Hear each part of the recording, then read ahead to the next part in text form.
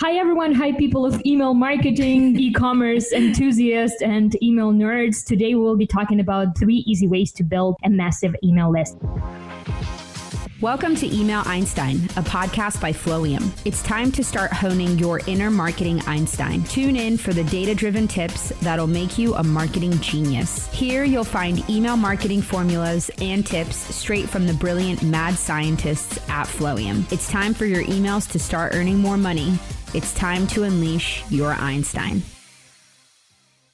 Hey there, everyone. Elisa and Vera here. We are 2 email marketers at an email marketing agency called Flowium. We are so passionate about email marketing, and because we love what we do, we want to share our insights with you. Flowium is one of the fastest growing email marketing agencies in the world. We specialize in providing a premium, full-service e-commerce email marketing experience for all of our clients. Our service is tailored specifically for your business and is designed to help increase your online retail revenue by 20 to 50%. We deliver the right message to the right person at the right moment, and that's what we're all about here. Our quick tip of the day before we get started on today's episode is A/B test your opt-in forms. And this is a really cool one because it has a lot to do with what we'll be talking about today. Sign-up forms are one of the most important tools for acquiring customers. But how do you know if your sign-up form is the best that you can create for your brand? A/B testing sign-up forms allows you to test different elements of your sign-up form to ensure that it resonates well with your viewers. You can test so many different things with your sign-up forms, but here are some ideas that we typically recommend. You can test the colors of your CTA buttons, the copy that you use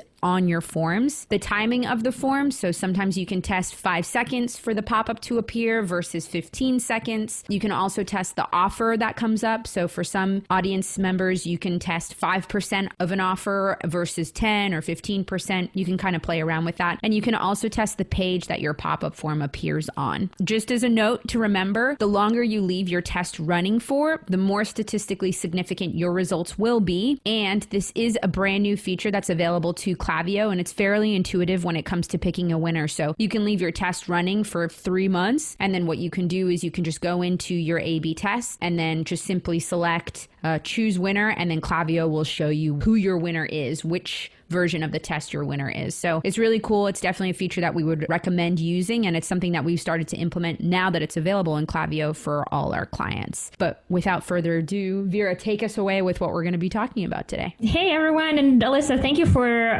talking about this little pro tip here. And yeah, as you mentioned, Klaviyo literally just introduced this feature maybe a month ago. So it's all very new, but already bringing a lot of revenue to our clients as well. So hi, everyone. Hi, people of email marketing, e-commerce enthusiasts, and email nerds. Today, we'll be talking about the easy ways, actually 3 easy ways to build a massive email list. And just a quick note, we'll specifically be focusing on tried and true methods. So if you just go to Google, you can find gazillion different ideas, and definitely do that. But we'll be talking about the 3 ways to build massive email list that you absolutely need to use.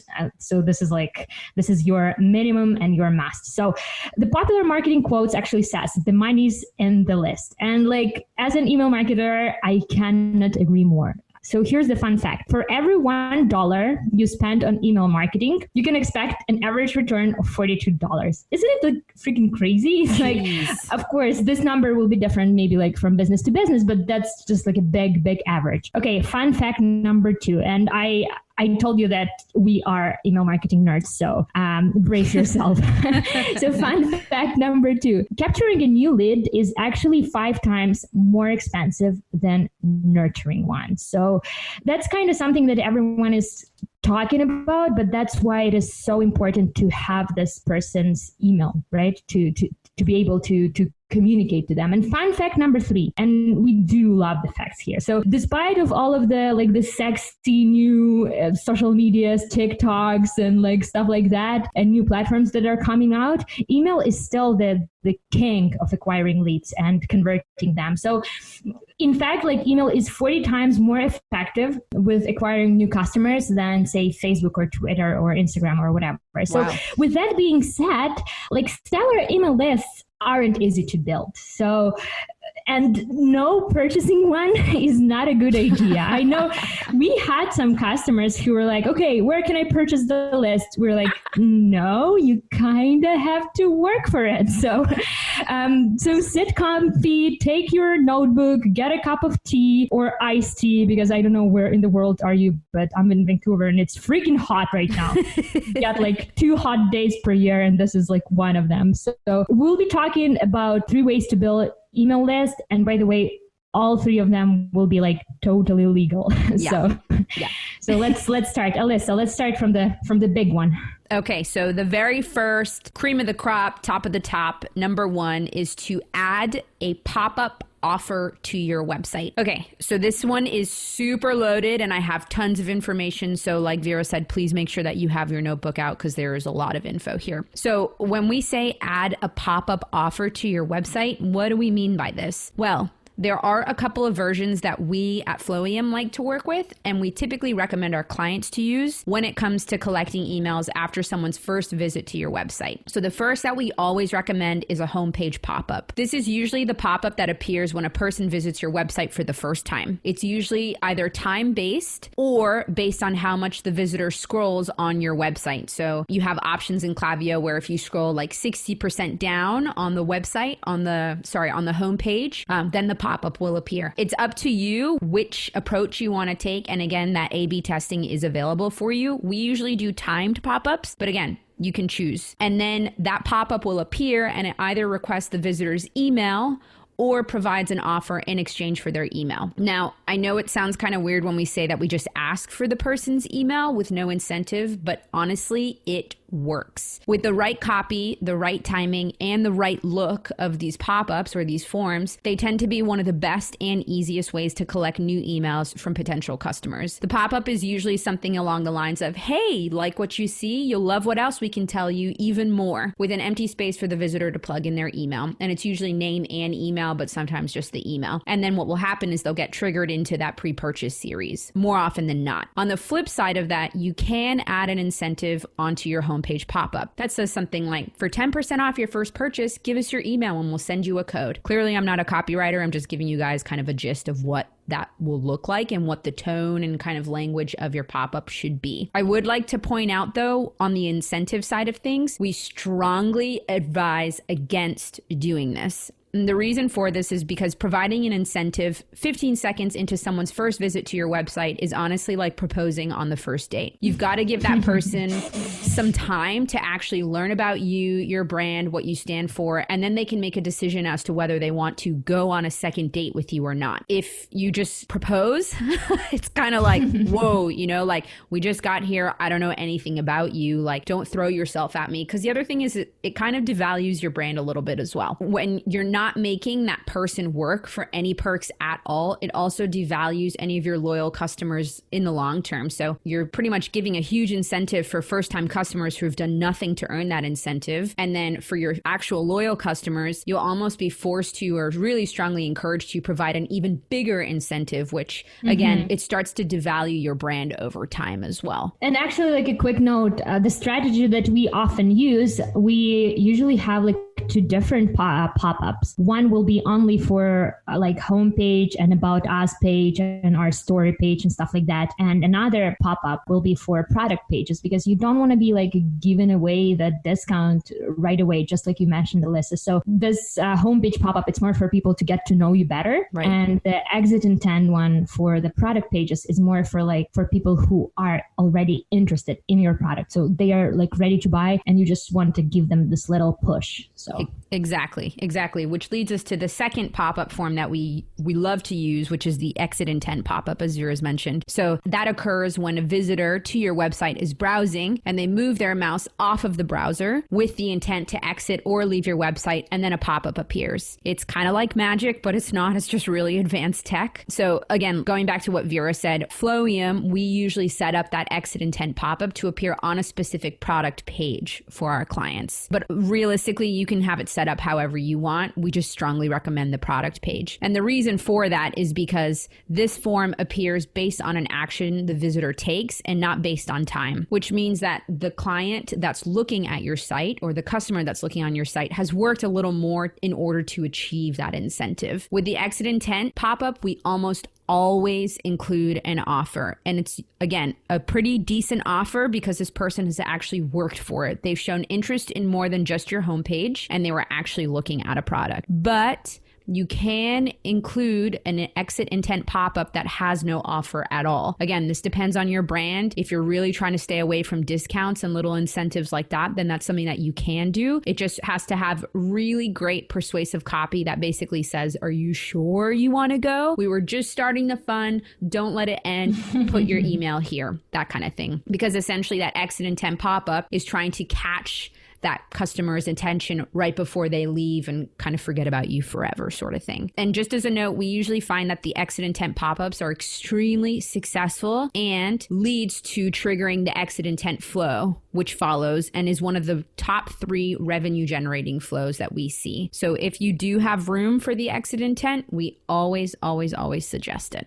Yeah. And besides, just like you mentioned, Alyssa, this pop-up, it doesn't have to be like boring. You can like make it fun. You can make it exciting, right? So you can totally even like gamify the entire subscription process. Sometimes you just need like a little something extra to make your pop up, basically. And like convincing someone to give you their email address during their first visit is easier than convincing them to purchase from you. So that's why you cannot afford not to use this pop-ups. And one of the apps that actually a lot of our customers are using is called Wheelio, but I know that there are a lot of like similar apps like this. So the idea here is that instead of like a regular pop-up sign for like a newsletter or stuff, visitors will see this little wheel, and this wheel will ask them to take a chance and play the game. So you basically like turn the wheel, and then you can either have like a discount or a freebie or something like that. So this is like a fun part of the pop-ups, right? And this thing is awesome. It triggers like curiosity. It makes it all like engaging and fun. And it is like a perfect combination of fun and value. It's basically the win-win for everyone, for your visitors and for them to like getting to enjoy a fun experience, right? And for you, because you will end up with their email at the end and you'll be able to use it to like convert your user in the future. So with gamified apps like this, you can play a trick on your visitors and like completely change their perception of a pop-up. Because as you mentioned, Alyssa,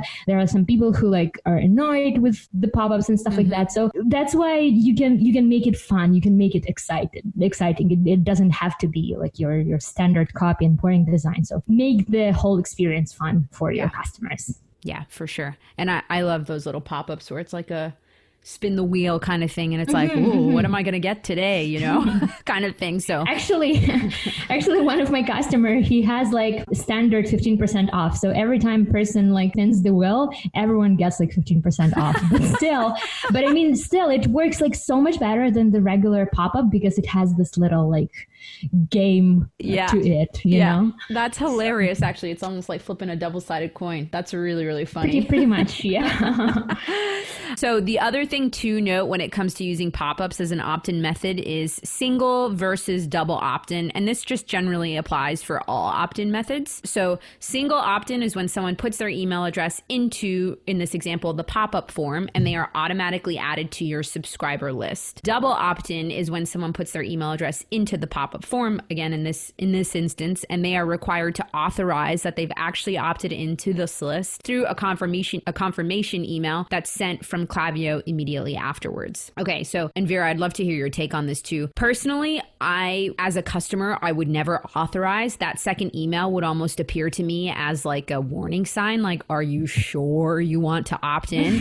Which would make me second guess my initial decision to opt in. But I've heard kind of two sides to this where some people love it and some people hate it. Some people love it because they can play safe and they're really nervous about irritating people with their emails. Yeah. So they leave it on. And one of the major benefits of actually leaving it on is that you actually have a little more reassurance that your email list, as it grows, is cleaner and more engaged. It's in a way, it's like a filter right, for the exactly. good leads, so. I think it's great, but I think you regularly miss out on people that you could be providing offers to, especially if you're looking to grow your list quickly. Mm-hmm. The subscription rate when double opt-in is turned on is less than 40%, which is not good at all because people forget, people get discouraged, people are like, yeah, no, thank you. Or sometimes that second email goes into spam for whatever reason, you know? So I know at Flowium, we typically turn it off for our clients, but my thinking is turn it off if you want to grow your list quickly. And then if your list is already huge and full of spammers, bouncers, unengaged subscribers, this is a tool that could work to your advantage if you're kind of more of a long-standing business. But I don't know if you have any more insight on that, Vera. It's something that I'm kind of like on the fence about. Yeah. I'm that's how I feel about the double opt-in. So as a user, maybe it's a good thing. As a marketer or business owner, I would go for the regular opt-in method. But again, it depends totally on your overall strategy, on your business goals and stuff like that. I know that for some high-end like brands, you know, they prefer to have this as a filter, just like to have the top high quality leads on their email. But again, depends on your goals. So the second big opt-in methods that we are using almost like all the time. I don't know about your clients, Alyssa, but all of my clients have this little opt-in method. Second big way to build your email list is to use an email sign-up forms in your website navigation or in the footer. So this method is very like tried and true. And most of our clients, as I mentioned, have this little like a form at the very bottom of their website in the footer where you can actually like leave your email and subscribe for the newsletter or something. And you can consider this your passive list building methods because you literally don't need to do anything to make people sign up for your list. There is like no pop-up, there's no like wheel or anything. In a way, footer is your filter for the loyal fans and people who are really interested in your products. Because I mean, how often do you scroll to the very bottom of the website to like request some information from the brand, right? So the footer is for your hardcore loyal fans, and that's why I love the leads that are coming from the footer. And we usually, it depends on the brand strategy, but we usually send them to the welcome flow so they can get to know you and your brand even better. And these customers are engaged. They want to hear from you. So you want to ask them for action right away. That's exactly why we love having this like sign up forms in the footer. And you're not jumping in front of the visitors. You're like not annoying them. You're just providing a simple, clean, easy to find form for visitors to discover if they want to subscribe. So this is like less aggressive, but I feel like it is still very, very effective. And unlike pop-ups that usually have like different conditions, and as you've mentioned, Alyssa, like any visitor on the page is able to scroll down and subscribe. So with pop-ups, it's a bit different. Of course, you can have the pop-up appear every time the customer go to your website, but oh my God, it will be annoying. But most of the time we have some kind of condition. So show this pop-up only to the first time visitor, or show this pop-up only like every 30 or 40 days or whatever. With footer, it's different. Footers don't have any like conditions. Any visitor or any page is able to scroll down and subscribe. So easy as pie. And lastly, footer is the place where people kind of expect to find an email sign up form. I don't know about you, but like in 90% of the time when I go to like some e-commerce websites, they usually have this little like subscribe to our newsletter thing at the very bottom of the website. So people kind of expect it from you. So not having it on your website, it's basically just like losing the lead. Now, if you have a content heavy website, so you have like a lot of blogs, videos, YouTube, podcasts, first of all, good for you. SEO is the way to go in 2020. But if you have like a content heavy website, another form that you can use is the form like between your blog posts or at the bottom of your blog post. So visitors who read your blogs are usually your fans. So they are engaged. They are looking for information. They are looking for entertainment. They are ready to hear from you. And like the perfect situation, in the perfect world, you would have like different kind of sign up forms in different categories of the blogs so you can know what your customers want to hear about. So that's just like a little thing that I've done for some of my clients, and it might have been working amazingly good because you can create this very like segmented and very like specific list. So like this shared shareable videos and content with a strong like subscribe call to action is also another great way to reach people. So whatever you do, if you write blogs, great. If you like make videos, great. That's awesome. Just like don't afraid to ask for people's emails. They are kind of ready to give it to you. So just like don't miss this opportunity to get their email. Yeah. No, it's so true. And one of the things that I love about the footer as well, kind of branching out from what you were saying, Vera, is that the footer opt-in method is great because there are some people who see a pop-up and they're like, well, now that you've asked for my email, I'm not giving it to you because they don't want to do what you're telling them to do, essentially. But with that footer opt-in method, it's almost like, hey, it's available for you if you feel like doing it. So do it if you want to, which I know that tends to cater to a lot of different customers who are like, I don't want to be told by a brand what to do. Exactly. Kind of thing. So you're basically targeting two different types of customers, right? So. Yeah, exactly. Yeah. And you bring up a really good point when it comes to creating a more defined segment where you could almost split up your whoever opts in through the footer and who opts in through the pop-up, where the pop-up is more of kind of for a generic audience, but the footer opt-in, those people you could go into and almost create like a super engaged segment where they're really committed because they've basically scrolled through your entire website and they've found the most subtle way to opt in because they actually are interested. So that's definitely a cool thought and something that I might start to try with my grandma would be on that super engaged list for sure. Every time I post something, she's like the first one to comment, like, and share with her like 80-year-old friends. So I love she's it. my only super engaged fan. Yeah, but grandmas are always committed. They're always committed to the cause. That's funny. You know what, Alyssa? Like, it's funny that you mentioned it because my favorite clients to work with are actually like my favorite lists to work with are actually boomers because like they like believe you, you're ready to buy from you, they become your loyal fans. So yeah, I feel like boomers are more responsive, maybe because email is their like main channel of communication, or like email and Facebook, and I have like gazillion social media apps on my phone, so I like barely check my email for promotion. And yeah, so that's funny that you mentioned it. That's interesting. That is very interesting. And I guess you're right, because a lot of them, if they are involved on social media, they have a really limited idea of how to use it. And so their main focus is always going to be email, which is where you're going to kind of engage and connect with them the most. So that's good to know. Right. That's maybe I should start focusing on some more clients who cater to boomers. Give me all the boomers. That's I'm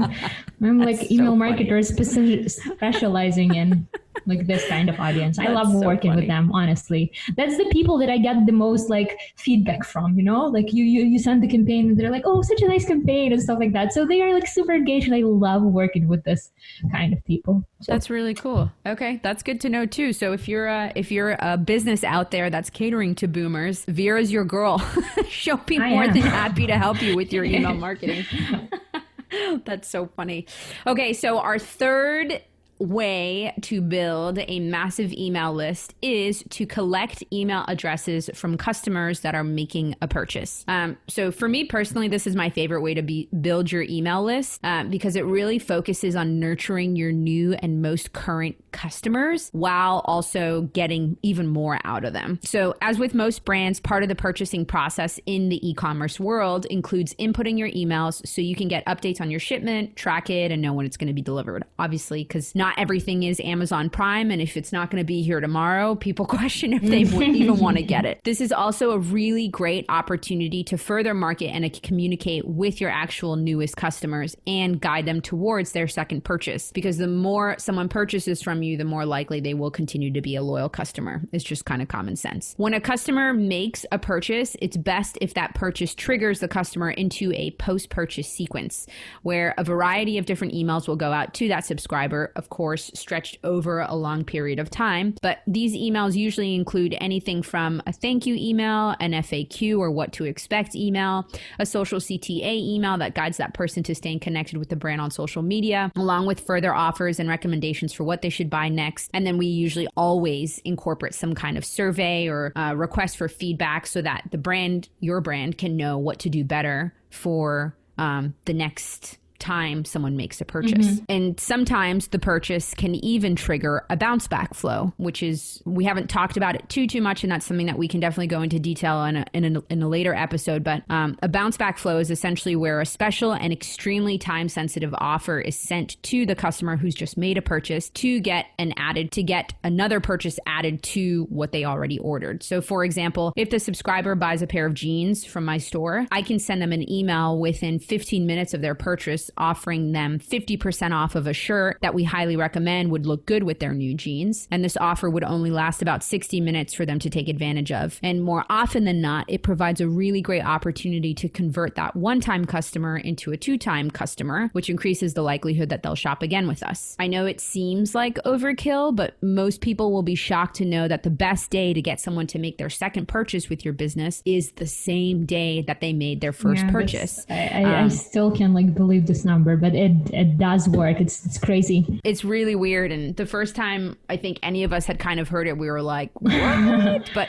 when you really look into the studies behind it, you start to understand and it makes the most sense, because that same day, the person is extremely excited about your brand. They're excited about their purchase. And if you can give them a really solid recommendation for an add-on, they'll be more than likely to, they haven't gone through that kind of buyer's remorse period yet. So they're more likely to just go ahead and buy it versus waiting a couple of days, sending them another offer. And then they're like, well, I already spent the money. I don't know. Was this a good purchase? And that's a lot of what that post-purchase sequence does too, is it kind of guides and coaches your new customer through any potential buyer's remorse that they have. So it kind of encourages them and lets them know hey, don't worry, you made a great purchase with a great brand. We're here to support you through your buyer's remorse, and we promise you're going to love what you got. So that's a huge way to acquire those emails and get them engaged. So now they're consistent subscribers and they're getting your campaigns and things like that. Really, the possibilities are endless with the flows that you can trigger them into. And again, they'll be signed up to receive your weekly campaign. So they will be in the know. And now you have a new subscriber into your hopefully growing massive email list. One of the other flows that we really love is the win back series, where if a customer hasn't bought with your store in the last 60 days, this flow gets triggered out to make an incredible offer for the customer. It's usually something along the lines of, hi, we miss you and we miss shopping with you. Here's 20% off your next purchase so we can add some spark into your wardrobe. These offers are time sensitive, so they usually have about 48 hours to take advantage. And that email will follow with a reminder. Again, like I said, so if the offer is good for 48 hours, they'll get another email 24 hours later that says, hey, don't forget about the 20% off that we gave you. And then about 30 days later, we hit that same customer with an even better incentive. So 25% off or whatever it is. And again, with another reminder email to follow. That's typically what a win back series looks like. And again, it's just so that you can win back that customer so they can continue to purchase with your brand. And if you are worried about obtaining all these emails from customers that you don't think will really want to stay loyal or engaged, we do have a flow that exists for that too. It's called a sunset flow. It can be created for all your list hygiene purposes. So usually it triggers when a subscriber has not just opened any of your emails within the last 90 days, which honestly, a lot of people freak out about this and think 90 days is not enough time. But if someone has not opened just opened, it's not clicking through or buying from an email, it's just opening the email within the last 3 months, they are not going to open any emails from you. It's the same like when your ex texts you and then texts you again saying, I miss you, blah, blah, blah, blah, blah.